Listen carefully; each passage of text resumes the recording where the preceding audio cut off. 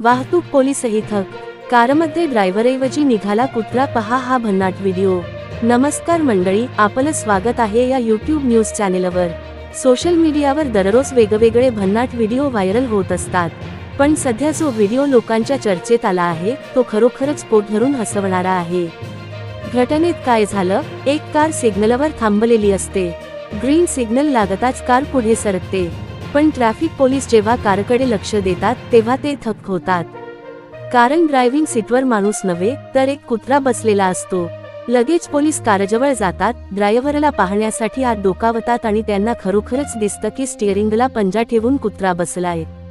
हा प्रकार पाहून पोलिसांसह उपस्थित नागरिक देखील मोठ्याने हसू लागतात। हा व्हिडिओ काही सेकंदांतच सोशल मीडियावर व्हायरल झाला आणि लाखोंनी पाहिला आहे। लोकांच्या कमेंट्स सुद्धा भन्नाट आहेत। आता तर ड्रायव्हिंग स्कूलमध्ये कुत्र्यांना पण ट्रेनिंग द्यायचं का?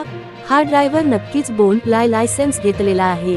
वाहनचालक नियम पाळणारा हा सर्वात क्यूट ड्रायव्हर आहे।